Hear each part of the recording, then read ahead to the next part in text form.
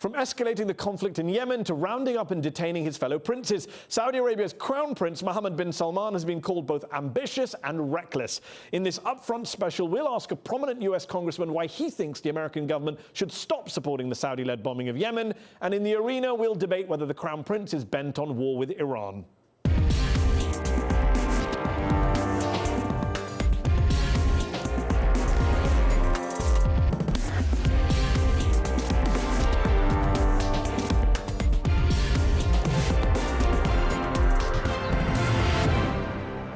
Congressman Khanna, thanks for joining me on UpFront. On Monday night, the US Congress voted for the first time to condemn US involvement in the Saudi-led war in Yemen by 366 to 30 on a resolution you co-sponsored. But what actual difference will that non-binding congressional vote have for the people of Yemen who are dying right now, both under a blockade imposed by a Saudi-led coalition and under US-made bombs that the Saudis are dropping on them? What difference will that vote make? Well, I was very pleased that Chairman Royce, during the debate, said that this resolution will put pressure on the Saudis to provide humanitarian access. And it's a sense of the House resolution, so you're right, it's not binding. But if the House Foreign Affairs Committee, as the chairman said he would, uses this and goes to the Saudis and says, look, if you don't make changes and provide more humanitarian access for basic food, for basic medicine, then you're going to have a Congress that's going to exercise even greater oversight. That's going to make a difference. That can at least save lives. So on that note about putting pressure on Congress shifting positions, since the Second World War, the United States has been a very close ally of Saudi Arabia, whether under Democrat or Republican administrations.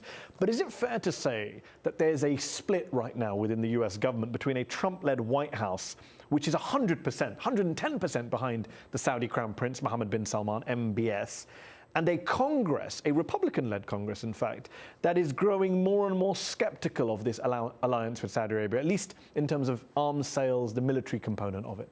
There is a growing sense that our intervention in the Middle East has made us less safe, that we ought not to be aligned with the Saudi war crimes in other areas and associated with that. And so you actually have this odd alliance among progressives in Congress and some in the Freedom Caucus who are questioning the neocon, neoliberal paradigm of foreign policy and questioning what are we getting out of this relationship.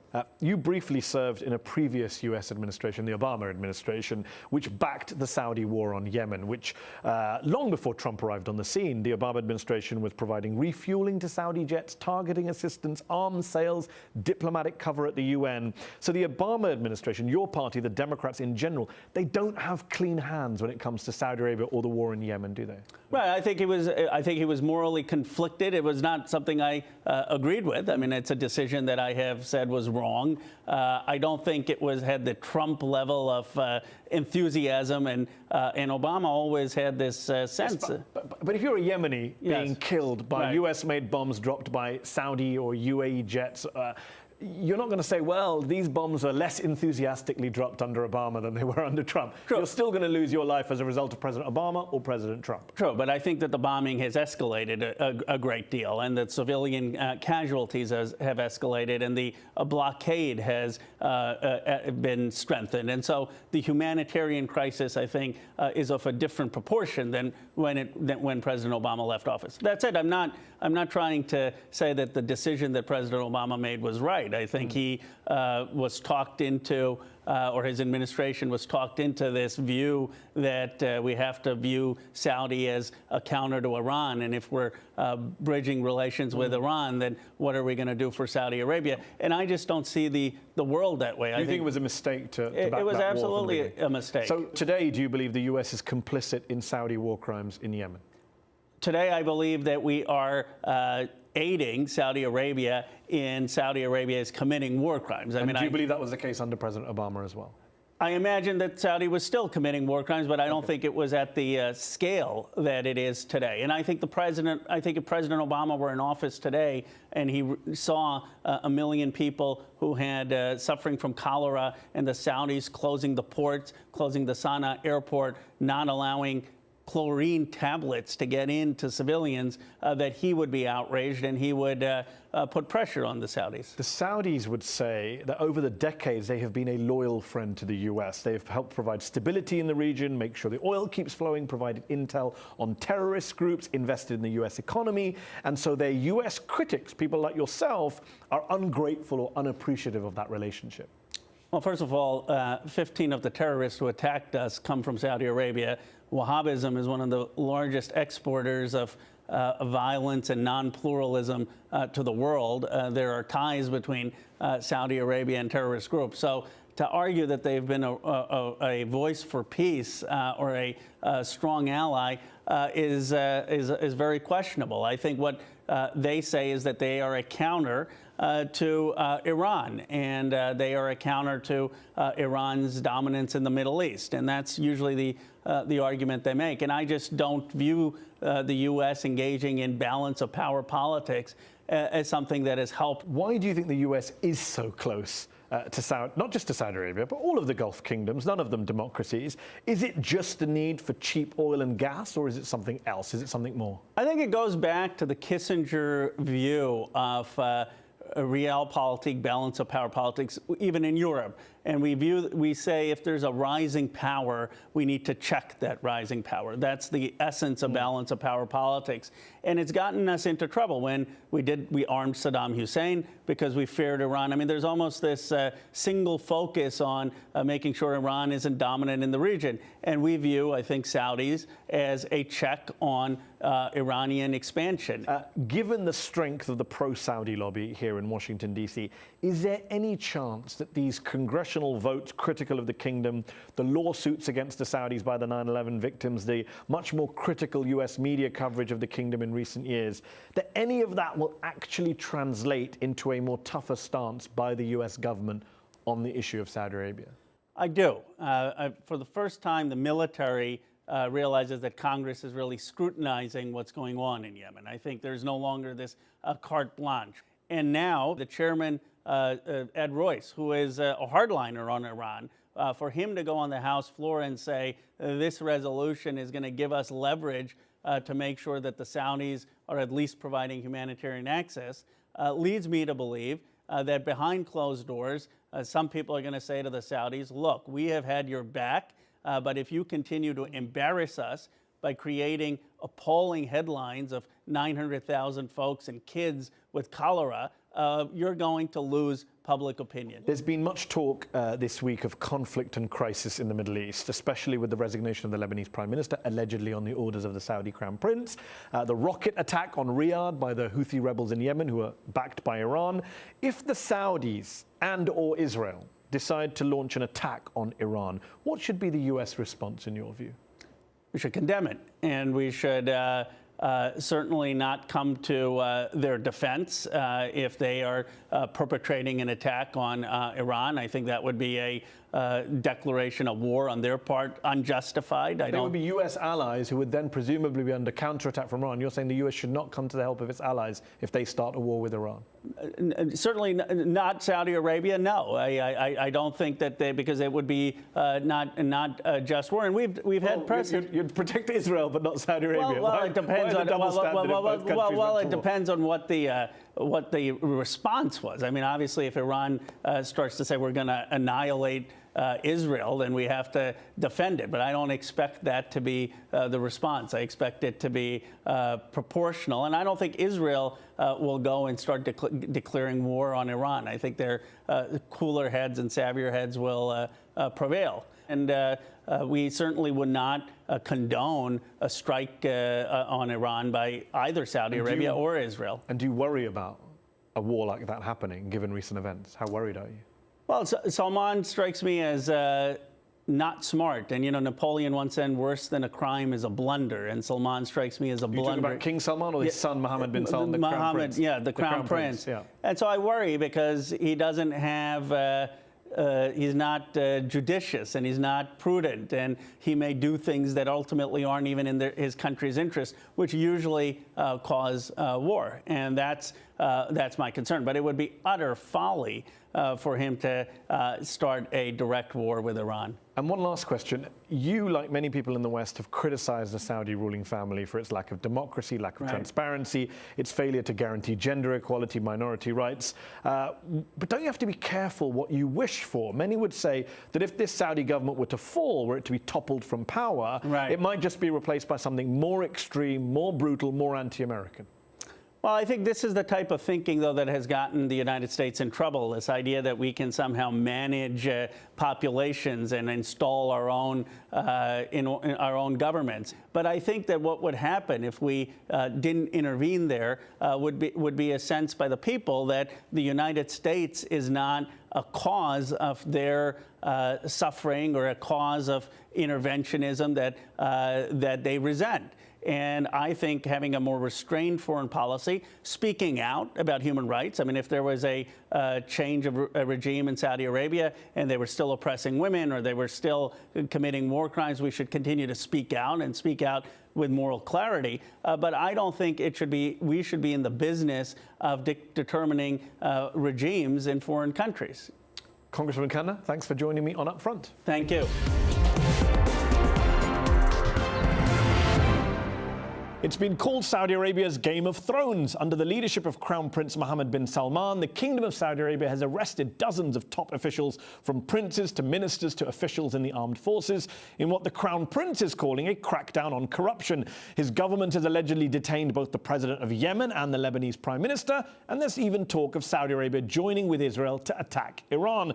Joining me to discuss these latest Middle East crises are Rami Khouri, a political columnist, author and senior fellow at the American University of Beirut, Shireen Hunter, a research professor at Georgetown University and author of Iran's Foreign Policy in the Post-Soviet Era, and from Maryland, Fahad Nazar, a consultant with the Embassy of Saudi Arabia in Washington, D.C., and international fellow at the National Council on U.S. Arab Relations. Thank you all for joining me on UpFront. Fahad, let me begin with you. Earlier in the show, I interviewed US Congressman Ro Khanna, and he said Saudi Crown Prince Mohammed bin Salman, MBS as he's known, strikes him as not smart and not prudent and could be taking actions that could cause a war in the region. We've already seen him fail to kind of bring Qatar to heel, fail to win the war in Yemen. Why do we think that a confrontation with Iran or Lebanon would be anything other than a failure on his part? Well, I think that Saudi Arabia's foreign policy has actually been very consistent. I think that it has adhered very closely to the laws, norms, and conventions of international relations.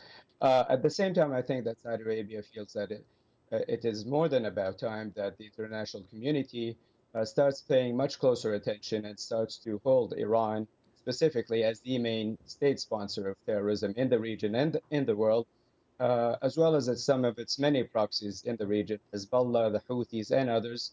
It is time to hold them accountable. Fahad, just before we will get to Iran, and I want to talk about Iran and Saudi and the issues you're raising. Just to stick with what I asked about in terms of recent events and MBS, the Crown Prince's behavior, are you saying that him rounding up 11 princes and putting them under detention at the Ritz-Carlton, him threatening Lebanon possibly with war, Iran possibly with war, this whole taking $800 billion apparently from corrupt Saudi citizens, that's just assertive? That's what you would call it? Nothing more than that? It's not a bigger deal than that? I think that the Saudi leadership with King Salman and Crown Prince Mohammed bin Salman has charted a very clear course of action for Saudi Arabia's future. I think that Vision 2030 that has been outlined is a broad and ambitious package of economic and social reforms that seeks to transform the Saudi economy and wean it off of its dependence on oil revenues. And it seeks to do that by reducing the size of the public sector and providing the private sector with the tools to succeed and become the driver of the economy. Rami Khouri, how big a deal in your view are some of the more domestic developments in Saudi Arabia over the last couple of weeks? Well, I think they're enormous. The real problem in Saudi Arabia right now that I see, having lived through and reported on the Arab world for the last 50 years as a journalist in the region, is that Mohammed bin Salman now is bringing in the third wave of Arab autocratic authoritarian rule. The first one was Nasser in the 50s. The second one was Gaddafi, Saddam Hussein, Hafiz al-Assad in the 70s and 80s. And now this is the third wave. The first monarchy in the Arab world where one person, the Crown Prince, brings into his hands all the levers of power: military, political, economic, religious, social, and media, and foreign policy. This is very dangerous. And the fact that he's inexperienced and young and rather reckless in his wars and in his regional events makes it even more dangerous. So I think what he's doing is almost unprecedented, and it's very dangerous, and it's, I think, for the region, it's going to be a problem. Let me put that point to you, Shireen. Rami is saying what's happening in Saudi Arabia is unprecedented. Fahad says it's part of a reform movement. But let me just say to you, isn't the problem for a lot of Saudi Arabia's neighbors and rivals in the region that they don't have much credibility to criticize what's going on in Saudi Arabia? If you're Syria, if you're kind of the people who don't like Saudi Arabia, what are you going to lecture Saudi Arabia on? A lack of democracy? There's not much in your own country. No, but I think that there are degrees of that. I have no love for the Islamic Republic, and I don't agree with their ideology and so on. However, you have to understand that in Iran you have different centers of power. And actually, there is politics in Iran, and that in some ways could be said that is a major problem for Iran, because they cannot take bold decisions. Even I think that despite whatever people say that the supreme leader calls all the shots, that's not true. And in Iran, you do have parliamentary elections. They are not perfect, obviously. They are carried out within the kind of confines of the principles of the Islamic Republic, but there has been a great tendency to, by the Saudis, by most of the other, with few exceptions, of Persian Gulf Arab states, and obviously Egypt and so on and so forth, to attribute all of their internal problems to Iran. I mean, I'm sorry, the Saudis are the greatest sponsor of terrorism, and they have been. Saudi ideology has destroyed the Muslim world, whether it is the Taliban, Al-Qaeda. Okay, and that is a common criticism. Let me put that point to Fahad Nazar to respond. Fahad, there is a common view that, yes, Iran supports groups that are listed as terrorist groups like Hamas, Hezbollah in the West, but when it comes to quote-unquote jihadist groups, the Al-Qaeda affiliates, that's really much more a Saudi problem in terms of ideology and financing. You know that's a very common criticism, including from members of the US government. Yeah, and again, I completely disagree with it. If Saudi Arabia was sponsoring such groups, I think there would be a much bigger outcry from the international community. It would come under sanctions the way that Iran has, and the way that Hezbollah and various militant groups are.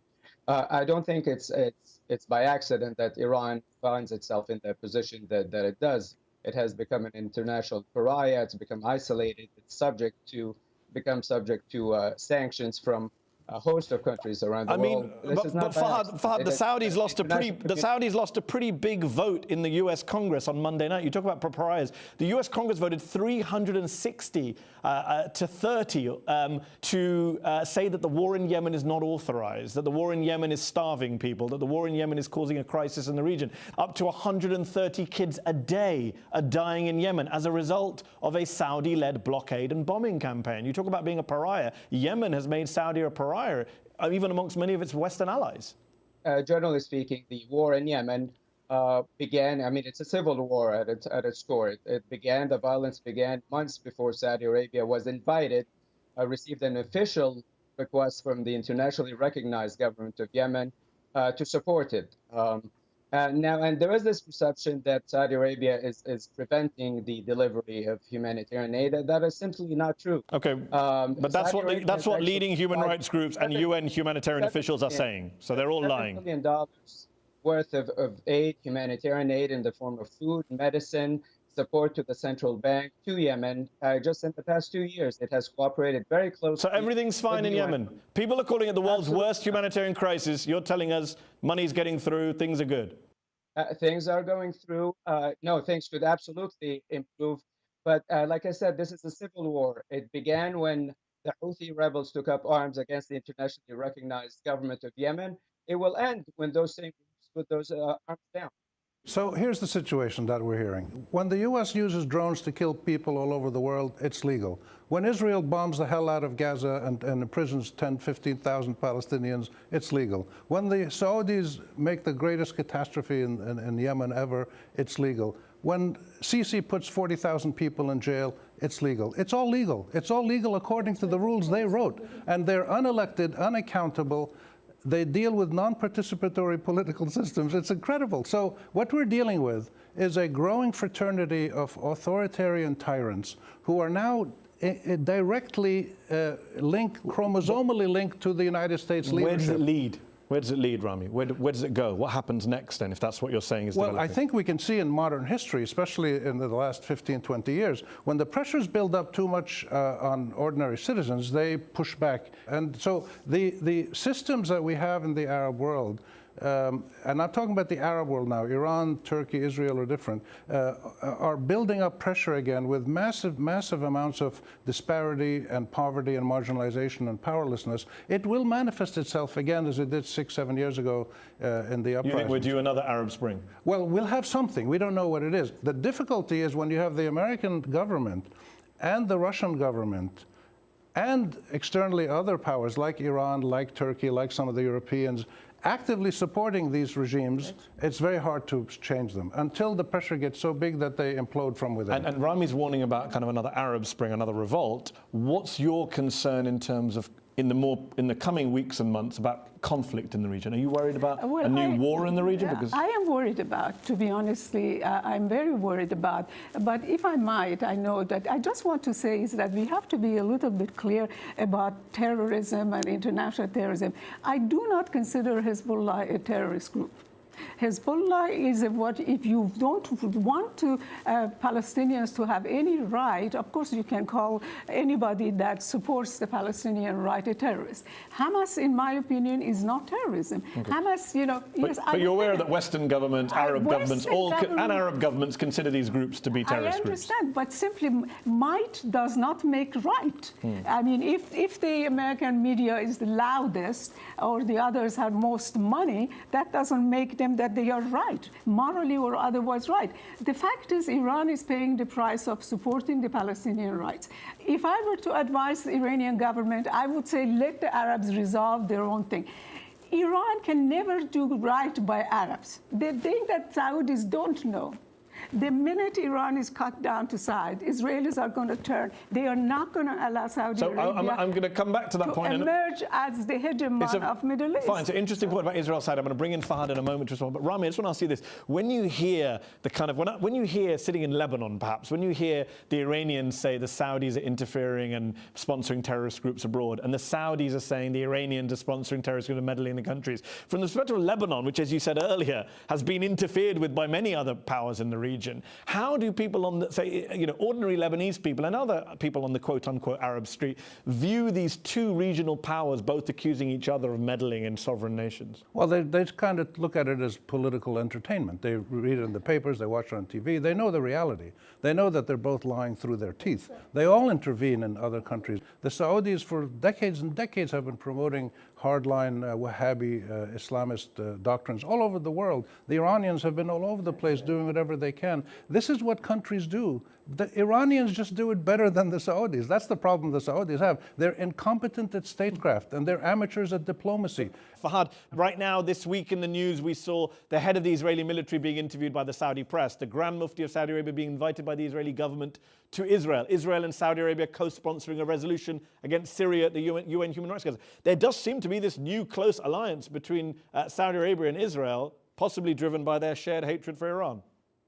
That is certainly not my reading. I'm not aware of any official communication of any sort between Saudi Arabia and Israel. Saudi Arabia's position on the Israeli-Palestinian conflict has not changed. It is still, it is very much supportive of the Palestinian leadership. President Mahmoud Abbas was just in Saudi Arabia a few days ago. It remains committed to a two-state solution.